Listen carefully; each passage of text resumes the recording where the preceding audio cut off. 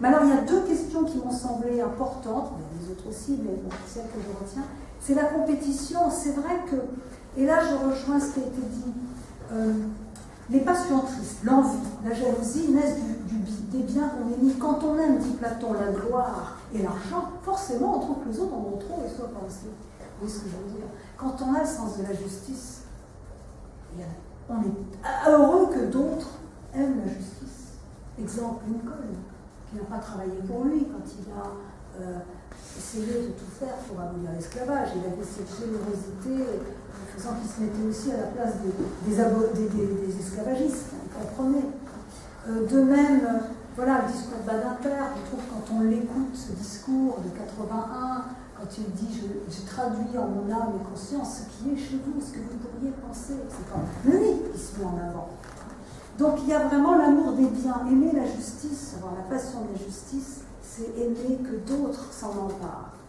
Alors, et puis il y a la deuxième chose, ça c'est les anciens, la bonne délibération. Il y a chez Spinoza, Éthique 5, quelque chose dont je me suis inspirée, Agnès, le grand philosophe norvégien, s'est inspiré aussi, je modifie les choses, c'est que l'élargissement de la sphère de sa considération, l'élargissement du sujet, le fait de se sentir comme, non pas comme un empire dans un empire, non pas comme un moi qui s'absolutise et qui a toujours des passions tristes qui ne sait pas aimer, il décrit ça très bien au début, les 20 premières propositions de l'éthique numéro 5, les 18 dernières ou 19 dernières, il montre cet élargissement du sujet qui prend conscience de ce qu'il appellera Dieu, qui est plutôt un tout, et qui fait que le régime de son affectivité change. C'est-à-dire que ses désirs changent, c'est la gratitude. Gratitude, c'est pas le psychologique. Ça naît justement de cette manière de sentir que ses intérêts sont élargis, que les intérêts des autres, du monde, eh bien, deviennent les siens propres, et c'est pourtant pas de la fusion, puisqu'il y a encore de l'individuation. C'est le mystère, l'élargissement du sujet produit plus de sujets, de l'individuation. Et c'est un processus qui prend du temps, mais voilà. Alors l'écosophie, c'est aussi cela, l'écosophie d'Agnès, l'écologie qui est aussi une manière d'habiter la terre, mais de sentir qu'on est dedans, mais sans être non plus dans la fusion mystique, c'est ça qui est très intéressant.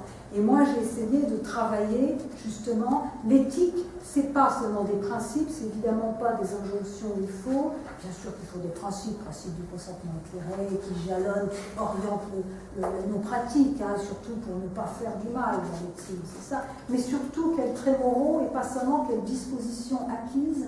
Et ce que j'ai ajouté aux anciens et que les chrétiens ont amené, c'est ce rapport à l'humilité. Puisqu'il faut toujours remettre le travail sur le métier, l'humilité étant selon moi une méthode, et chez Bernard Clairvaux, auquel j'emprunte nos considérations, on voit bien qu'elle naît du fait que je sais que je suis engendrée, que je suis incarnée et que j'ai une opacité à moi-même, au monde.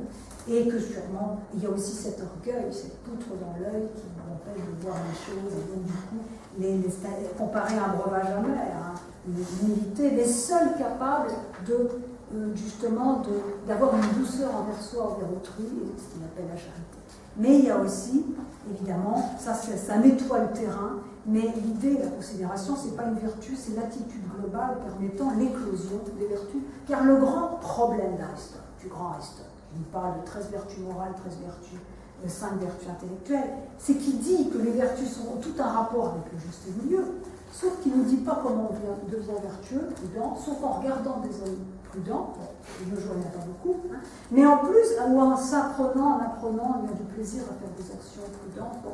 Sauf qu'il ne dit pas comment on a cet art de la mesure, comment on tient à la mesure des circonstances, et comment expliquer que l'homme tempérant soit en même temps juste et courageux, et la magnanimité, etc.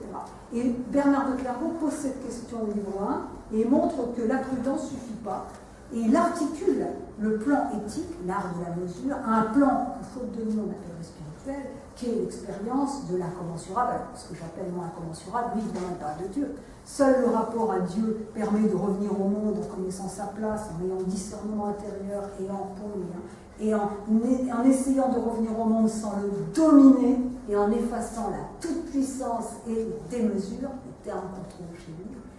Bon, moi j'ai remplacé, excusez-moi du peu, Dieu par le monde commun, mais l'idée que c'est une transcendance, une immanence, en tout cas c'est quelque chose trans, c'est pas une transascendance uniquement vers Dieu, mais c'est une transdescendance à partir de l'expérience de la corporité, la prise en compte de ce monde commun qui me dépasse en aval et en amont, et qui fait que d'une certaine manière ma place, puisqu'il s'agit bien de ça, je l'estime et je la prends. Et cette place qui m'enjoint, non pas de manière moralisatrice, mais à vivre autrement. Enfin bon, en tout cas, l'idée de comment ces vertus permettent aussi, entraînent un régime d'affectivité, l'éclosion de passions plus positives, si vous voulez, même civiques et civiles. Aussi, comment, mais comment, et c'est une grande question aujourd'hui, c'est que l'éthique des vertus, même d'inspiration néo-aristotélicienne, souvent elles ont oublié la grande leçon de Freud, qui est celle du principe de plaisir, qui est celle de la pulsion de mort, qui est la destructivité. Quiconque prend la mesure de la Shoah, c'est vrai, bon, on va quand même comprendre cette destructivité. Voilà. Et l'humain, ça c'est vraiment une différence spécifique avec les animaux, même des plus grands prédateurs. Et donc du coup, je pense comment la sublimer, comment donner aux êtres les moyens de sublimer, d'avoir des gratifications permettant qu'ils en auront fini avec la reconnaissance pour aller vers la considération. Comment aussi faire que nous sommes, nous, êtres humains comme ça, nous avons besoin de cette stabilité, de ces réparations. Et le travail aujourd'hui était le lieu de ces médiations permettant d'apprendre la délibération, d'apprendre à en mettre un peu moins, à l'ouvrir un peu moins, à écouter les autres, à coopérer. Bon. Et aujourd'hui, le travail, au contraire, dans l'organisation, crée la défiance, la flagornerie, etc. Donc vous voyez, il y a à la fois toujours, on tient à la fois, comme chez Platon, République, livre 8, il y a toujours ce rapport entre la psychologie morale, le rapport entre le bien et le choix des biens et les affects, et aussi les régimes politiques. Eh bien, on tient d'un côté les institutions, il faut des institutions pour que le bambin, le nourrisson, qui est l'emblème de la considération, eh bien, j'ai mis en couverture, eh bien, pour que celui-ci soit une promesse, cette promesse d'imprévisibilité, de renouvellement du monde et de liberté. Et en même temps, il faut que les institutions soient là pour pas que ce soit justement quelqu'un incapable de symboliser, incapable, voilà. Et en même temps, il faut des traits moraux, il faut équiper intellectuellement, mais aussi au niveau des affects, Rousseau, de l'éducation sentimentale, donc sur Rousseau, mais aussi au niveau archaïque du vécu. Puisqu'il y a beaucoup de cerveaux sur pattes, on en connaît un qui nous gouverne, très grand cerveau, plutôt pas mal, mais il n'a pas compris beaucoup de choses sur le type de politique dont nous avons besoin. Mais c'est un cerveau sur pattes, si on voit, on est entouré de cerveaux sur pattes. Agrégation, doctorat, non, peut-être bien cerveau sur pattes. Mais on est entouré de ça, et non, mais on est entouré de ça et ça donne n'importe quoi. Donc la convivence, la convivialité, le don, vous voyez, le don, avoir du plaisir à donner sans que ce soit... Bon, tout ça, voilà, je pense qu'il faut tenir à la fois les institutions et tenir aussi la transformation de soi. Et quand on est philosophe, on le fait sans postuler un arrière-monde. Et j'ai trouvé que dans le corps, eh bien, on avait là quelque chose qui nous permettait de décrire de manière phénoménologique, avec la rigueur propre à la phénoménologie, je vous passe la technicité, et de faire surgir des structures de l'existence qui rafraîchissaient le sens de l'existence. On avait là quelque chose comme un universel en contexte. Chaque société, après, peut l'écrire. On avait quelque chose. Et puis, voilà. Et je trouve que, bon, moi j'ai fait ce travail, mais je pense qu'aujourd'hui, vous voyez, la question, je crois, et moi, là où pourtant, vous voyez, je ne suis pas en forme en ce moment, mais il y a une chose dont je suis sûre, non, moi j'ai toujours le tumos, hein, mais il y a une chose... Le tumos, ça peut aller d'un côté ou de l'autre. Non, c'est bon.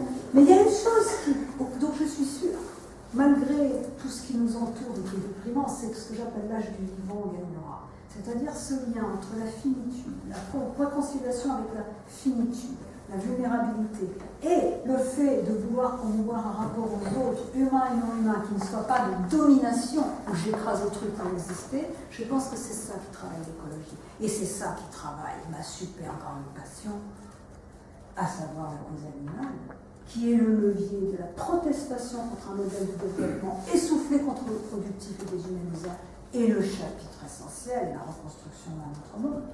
qu'on arrête de nous dire, c'est crétin, que les antispécistes, dont je ne suis pas, mettent les humains et les animaux au même niveau. Je veux dire, il n'y a vraiment qu'en France qu'on répète des contresens comme ça dans leur journée.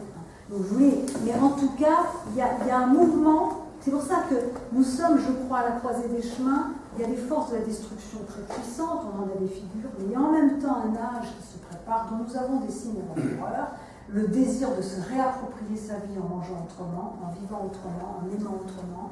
Il y a, en sachant qu'il y a des limites planétaires qui sont en voie aussi à nos limites corporelles, et ça, il y a vraiment tout pour articuler, ce que moi j'appelle l'âge de l'élan.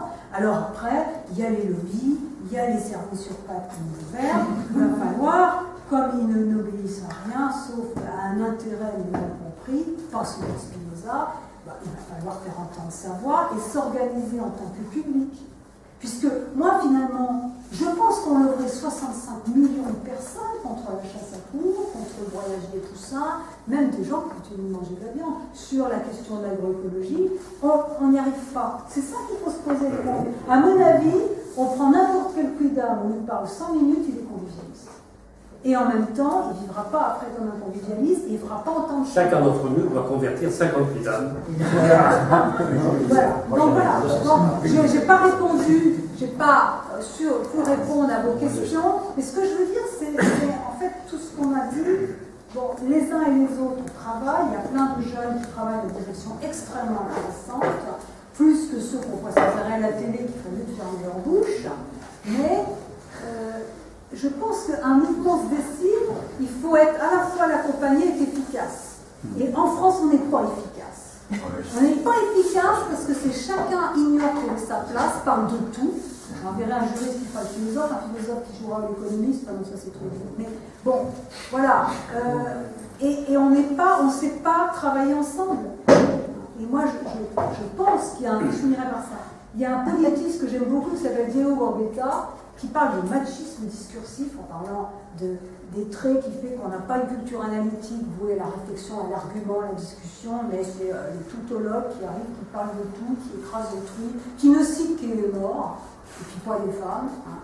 Bon, alors, ce machisme discursif, dont il parlait un peu à propos de son pays d'Italie, moi je pense qu'il est vraiment culturel chez nous. Et c'est pour ça qu'on ne reconstruira pas la démocratie et qu'on pourra faire tous les débats, toutes les théories de démocratie délibérative qui existent depuis vraiment la masse, ça ne marchera pas.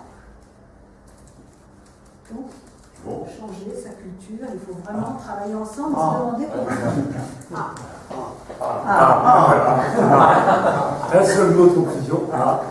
Et puis un autre mot de conclusion. Moi, je suis très content de la discussion. Là. Vraiment, il y a des axes circulés. Et on voit bien comment on peut poursuivre cette discussion sur la lutte.